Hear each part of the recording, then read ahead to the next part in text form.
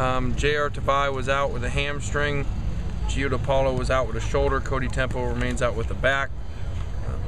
During practice, Torrin Harris came out to check a concussion, and Christian DeTupu came out because his knee was bothering him. I don't know the extent of that.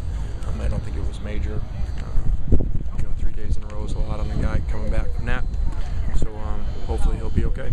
As far as practice today, pretty much a defensive dominated practice.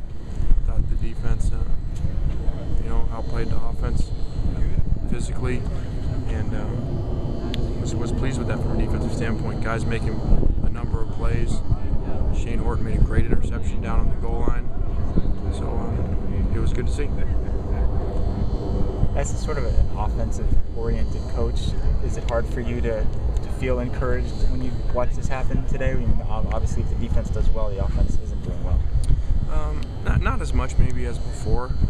Where we're at right now after last season coming into this year, we need to play defense should be our strength. We returned a good number of guys over there. A number of guys got experience that hadn't played much before, like our secondary outside of Charisse. So I want to obviously, if we're going to be great here, and for a long time we got to play great defense. So my dude, that's why I say it's encouraging, to see that, and to see the guys play pretty physical and really get after it. So probably more than a year ago where I was more worried about the offense, making sure that they were improving. We don't want to get into a bunch of shootouts. So it's good. We got a lot of young offensive line. We're gonna have to play really good defense. Anyone stand out today for you? Well, like I said, I thought Shane made a really good play, which is good because he's come back. He looks better by far than he's been with us. Coming back with a healthy hip and then a great off-season in general. And Kel Roby made another great play, on a timing post, from the 20-yard line. Those are the things that make us look like really good coaches, because you can't teach that right there. Either they have it or they don't. So I think he's a really special player. We always talk about Matt's interceptions in practice. I mean, at what point does it become a concern to you? It is. Yeah, it's a concern today. We got to get back to basics and making sure we're not doing too much just because we have a bunch of good skilled guys. A number of them are still inexperienced, and just because he's going in his third year, we still need to make sure that we have A down before we go to B and C. And so I've got to look at that myself, because sometimes you get bored out here with your first couple of days of install because the plays are so basic, but we need to make sure that we're staying basic before we get complicated. It's still early, but is there any second QB that's standing out to you? Well, I think it's exciting because I think all three of them are playing really well, and so I would say maybe where we came out of spring and Jesse had a lead. I would say that's closing, not based off of Jesse because he's playing great, based off of the other two who really now are in their freshman year. So it's good to see. Max is bigger and stronger, and looks like he's grown up a year or two, even though it's only been a couple months.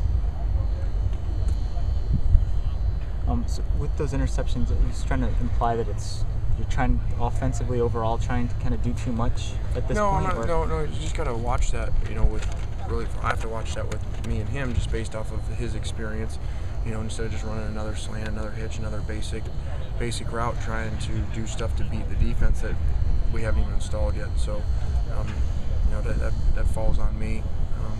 But that's not saving him from it too. Even with that, he's still got to make good decisions, and he did a little later in practice, so I'm starting to check it down more after forcing it. Anyone emerging in the tailback situation? I think everybody's kind of right where they were, coming in, and, except for Amir. Amir continues to show things. It was good today to have the shoulder pads on to see how physical he tried to run. Obviously, he's not a big guy, but to see him try to run, and how you've been around here, when a freshman starts to shine a little bit, they're going to take their shots at him. And you saw that day. You saw guys kind of really take shots at him. You saw him just bounce right back up and go. So that was good to see. Speaking of freshmen, anybody catch your eye today? Particularly talking about freshmen. I don't, not more than probably what we mentioned. Nobody specific. A guy who is a redshirt freshman, George Uku, continues to play extremely well, and probably playing as well as any inside guy for us on defense, including older guys, 2 seniors. You're moving the guards around a little bit. What have you gotten any sense of how that guard thing's going to play out here? Not really. It's still, we feel like it's not early, but it still is. It's the first time we ever put shoulder pads on this camp, so we got a lot of work to do. And Monday I think will show a lot, and that's why we're going to do so much Monday. Kind of intimated yesterday that the right tackle spot is coming along. Anyone in particular you're referring to there? Kevin Graff, I said that we feel great about our center. I believe I said we feel great about our center and great about our left tackle. We're feeling better about our right tackle.